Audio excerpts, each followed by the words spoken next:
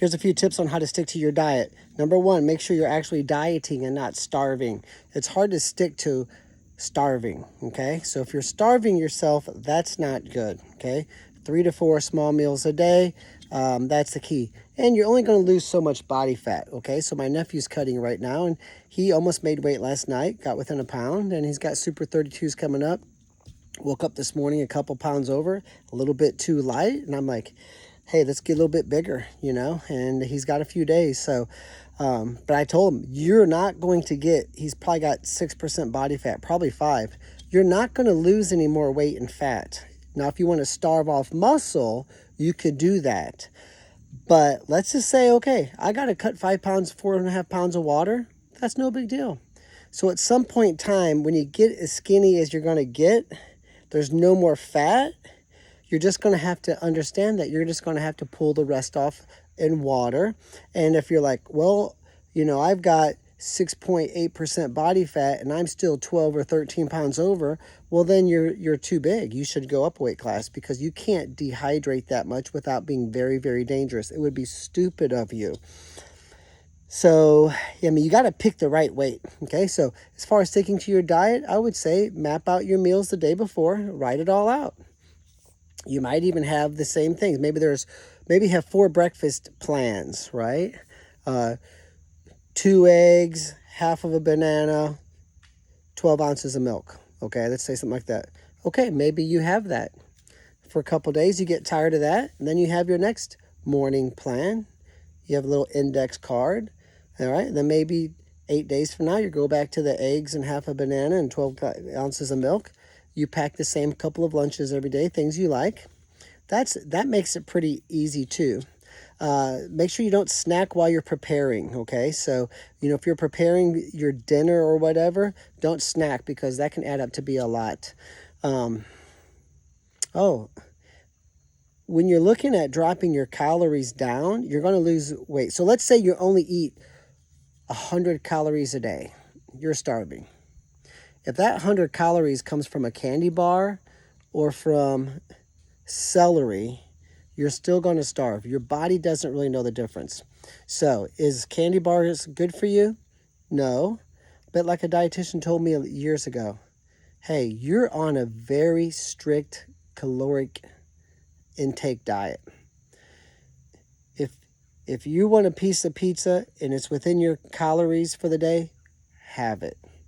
Maybe not every day, but you can't deprive yourself, right? She's like, after weigh-ins or after, you know, if you're cutting a lot of weight and you're like, man, I could use some sugar. She said, drink a Coca-Cola. She goes, Coca-Cola is not good for you, but if you drink 1 a week, sometimes it's good to satisfy a little bit of a craving. We're in America. You grew up eating this stuff. You should be very, very strict about your diet year-round. I mean, I didn't let my kids eat the school lunch. That's like, you know, the government officials should be thrown in jail the way they feed you kids, in my opinion. So there's a lot of things broken.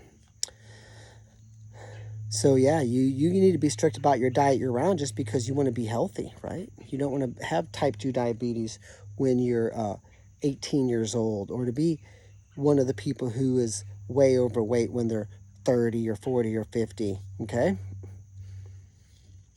But having said that, is a sugary Gatorade good for you? No, it's not good for you.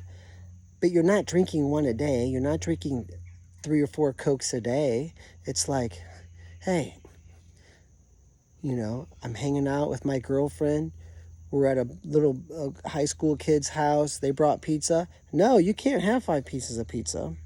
But if you didn't eat dinner yet and you set aside those calories, your body doesn't know the difference between 1,200 calories of pizza and 1,200 calories of celery, for the most part, right? I mean, you can get scientific and probably prove me wrong to some extent, but at the bottom line, you're an athlete, you're a kid, you're burning energy like a freaking monster, and you're wrestling 3 hours a day, you're going to lose weight. So the dietitian I had chatted with made a good point. She's like, because when you completely deprive yourself for 7 months, that's when you break your diet. So, hey, you know what? You might build in every 2 or 3 days, I'm going to have a candy bar. okay? It's part of my lunch.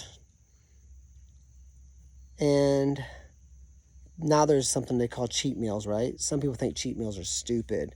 I don't know if they are or not. I could care less. But I think that, just learn that, hey, you know what? If your mom has a bag of chips, learn to grab 3 chips and be happy. You don't need to eat all that stuff, okay? So I think that just a little bit of common sense comes to play also. But definitely plan out your meals ahead of time and don't snack while you prepare them. And also, number 3, I would say, is think about how you're going to feel if you break your diet. You're going to feel like crap.